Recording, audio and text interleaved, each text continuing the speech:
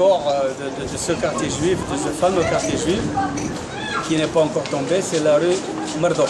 Mordor, elle s'appelait Mordor, un juif qui habitait ici et qui était propriétaire de plusieurs maisons.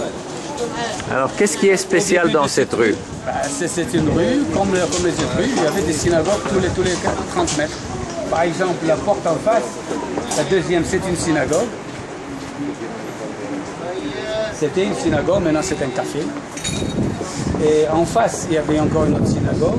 Plus loin, dans la rue, on ne peut pas marcher parce que les égouts ne sont pas réparés. Ça fait déjà quelques années que les autorités ne réparent pas les égouts dans ce quartier, dans l'espoir que les gens vont quitter et puis que tout sera détruit. Voilà, c'est tout le plan. Et donc, et au fond de cette rue était la synagogue de Rabbi David El-Kaim, qui est quelqu'un de très spécial, un artiste, un poète, un rabbin. Et sa synagogue était tout à fait au fond de cette rue. C'est lui qui a fait pas mal de ketubot, ici les ketubot dans le temps. C'est lui qui a écrit pas mal de poèmes sur les tombes. Et c'est lui qui a participé parmi les 3 auteurs du livre Shir Yedidut, qui est la base des chants des Bakashot aujourd'hui dans le monde entier. Un des 3 poètes qui ont écrit ce livre, qui ont publié à Marrakech. Et ça a été écrit ici à Mogador par Rabbi David El-Kaim, Rabbi David Iflah, et un troisième rabbin qui a participé. Ici, il y avait une synagogue. Cette rue s'appelait la rue du Hazan Akiko. Un rabbin, mon rabbin quand j'avais 3 ans, le rabbin Ben Douwen. Et c'est là que j'ai étudié les premières écritures, l'alphabet, à l'âge de 3 ans. C'était le Cheder en fin de compte. Le Cheder. C'est ici que j'ai été mis dès la première fois. C'était la maison, il habitait ici, le rabbin habitait ici avec sa famille. Comment s'appelle le rabbin? Le rabbin Chaim Pinto. Il habitait dans cette maison et dans sa maison... Dans sa maison, il avait la synagogue, ce qui était très courant à l'époque.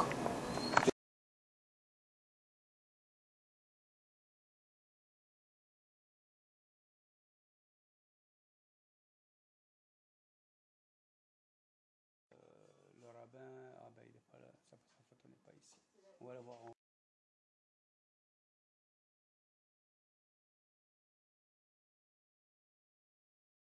Ok, Chaim, raconte-moi un peu l'histoire de cette synagogue.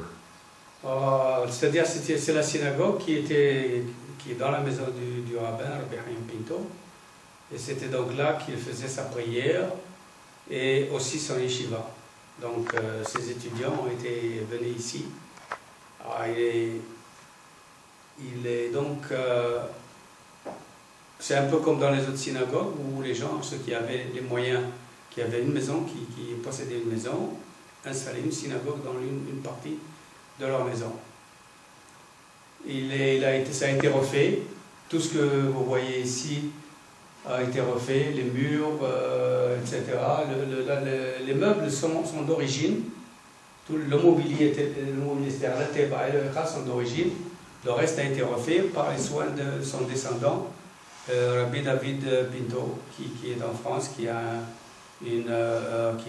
maintient beaucoup de yeshivot en Europe et en Amérique latine.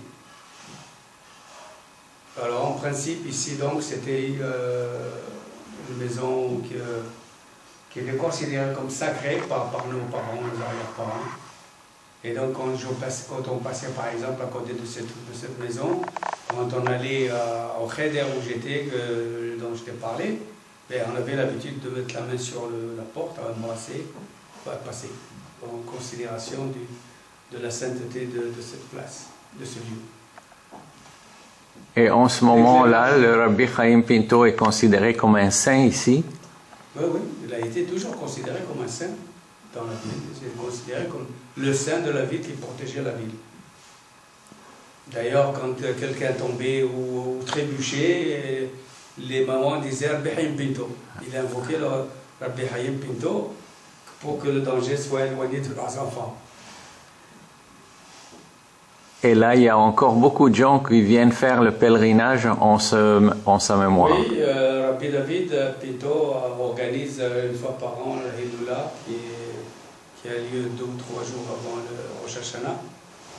Et donc, beaucoup de ses fidèles de France viennent avec lui. La dernière fois, il y avait 1200. Et en principe, ça peut aller jusqu'à 1500 personnes qui viennent pour ce pèlerinage, pour cette île-là, qui se passe au cimetière. Et ils viennent ici pour la prière. Une partie, parce que ce n'est pas suffisant, quelques-uns. En majorité, ils font les prières dans l'hôtel. Et ils viennent ici. Et puis, alors donc, il y a les gens de Mogador qui viennent visiter la ville. Cette synagogue est un must. Il faut qu'ils visitent. C'est la seule d'ailleurs qui reste de toutes les synagogues que Mogador avait et qui était dans une maison. L'autre synagogue que nous sommes en train de refaire, la synagogue Stade Rahal, était la vraie synagogue communautaire. Donc c'était pour tout le monde et pour ça qu'elle est plus grande et plus spacieuse. Et nous la verrons dans un petit moment, c'est pas loin. Ok, merci. Qu'est-ce que c'est Slat al-Kahal? Alors, Slat al-Kahal, c'était la synagogue communautaire par excellence. C'est-à-dire, c'était une synagogue qui, à l'encontre de la majorité des autres synagogues, qui étaient construites dans les maisons ou par quelqu'un qui avait les moyens. Ici, ça a été fait par la communauté. C'est-à-dire, la communauté, les gens ont fait de la charité. Et à partir de ces fonds, ils ont commencé à construire. Alors comme il n'y avait plus de place pour construire une synagogue d'une taille suffisante, ils ont utilisé la rue elle-même pour la construire sur les 5 arcades que tu vois. Au-dessus des 5 arcades, entre deux bâtiments qui existaient, la majeure partie de la synagogue a été construite pour obtenir une salle suffisamment spacieuse.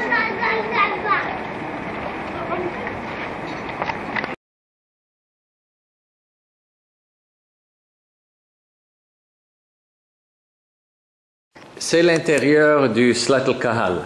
Voilà, c'est l'intérieur de la synagogue Slat al-Kahal. Donc la synagogue communautaire par excellence dans cette ville, c'est la seule d'ailleurs qui porte ce nom. Toutes les autres synagogues portaient le nom soit d'un rabbin qui était l'officiant, soit de la personne qui a payé la construction, ou la personne qui a cédé une chambre dans sa grande maison.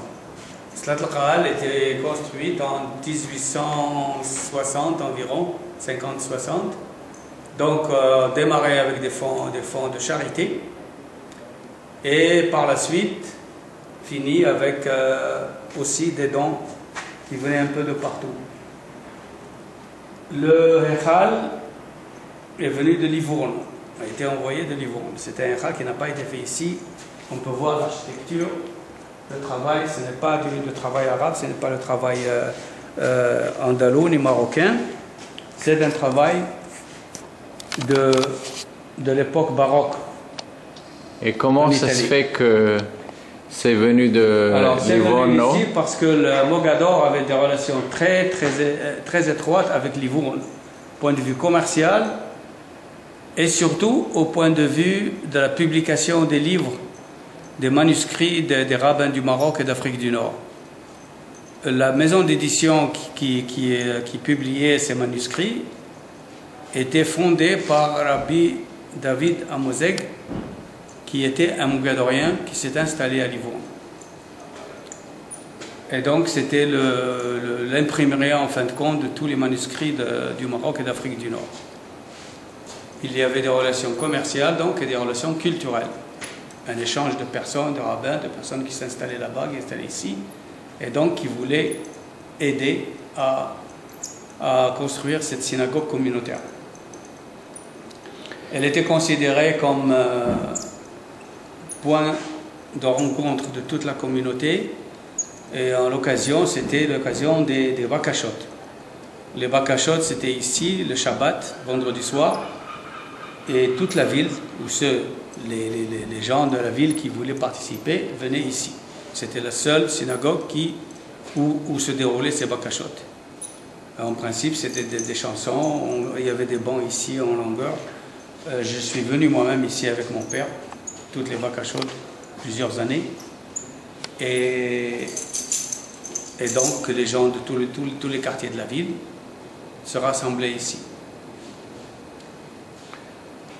Alors comment ça se fait qu'on est en train de rénover celle-là et qui finance la rénovation?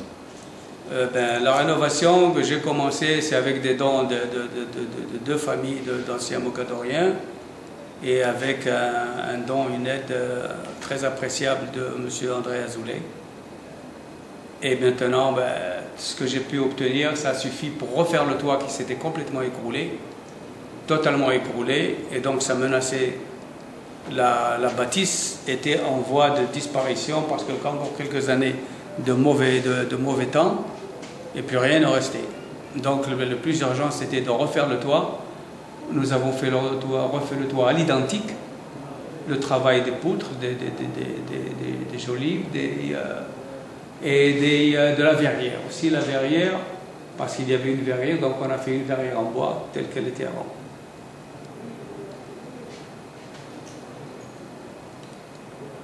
Autrement, maintenant,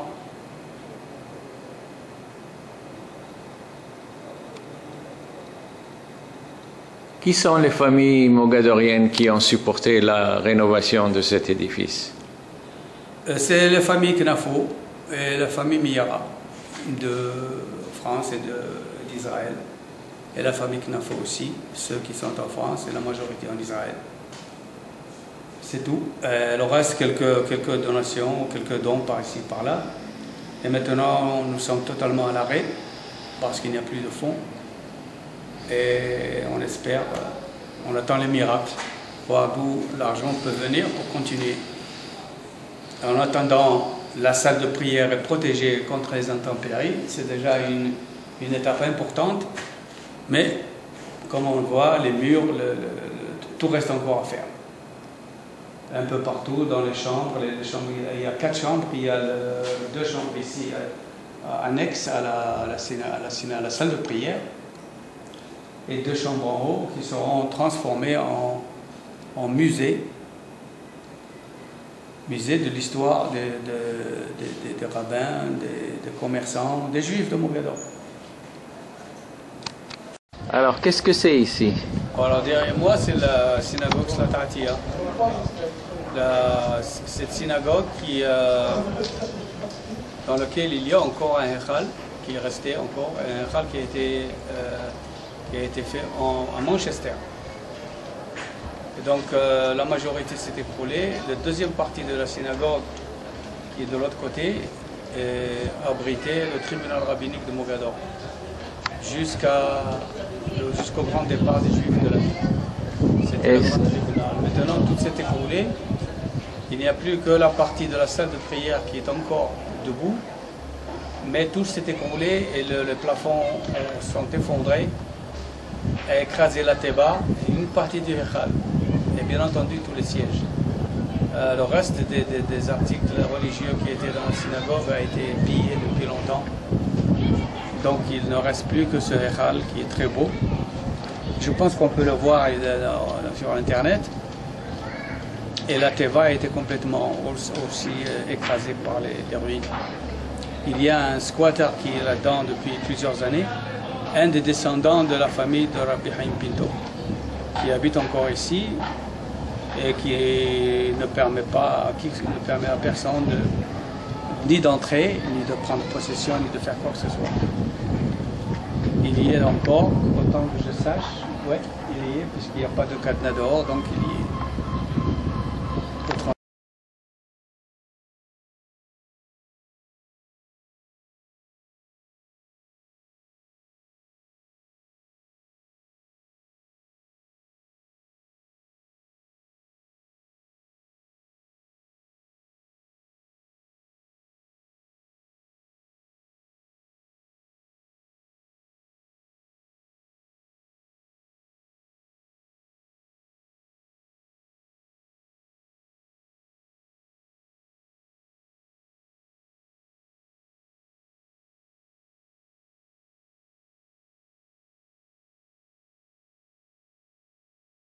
C'est donc dans cette rue que la première école anglaise a été construite par Esther Korkos.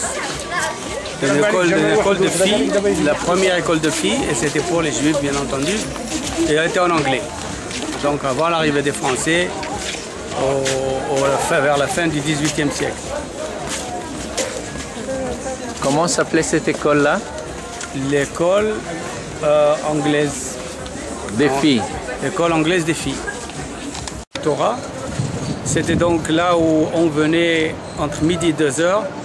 On nous servait un déjeuner ici rapide et on étudiait la Torah entre les deux sessions de scolarité qui étaient le matin, entre midi et 2h ici, 2h jusqu'à 5h, on retournait à l'école. Alors le matin et l'après-midi, c'était l'école française. C'était l'école de l'Alliance et entre midi et 2h, c'était l'école hébraïque. L'école hébraïque qu'on appelle le Talmud Torah. Donc on enseignait à... Est-ce qu'il y avait ici aussi des étudiants qui étudiaient toute la journée au Talmud Torah? Non. Non, de mon temps, je ne me rappelle pas qu'il y avait ici une yeshiva. S'il y en avait une, c'était dans les maisons de certains rabbins, peut-être une ou deux. Mais ici, c'était pour les enfants scolarisés.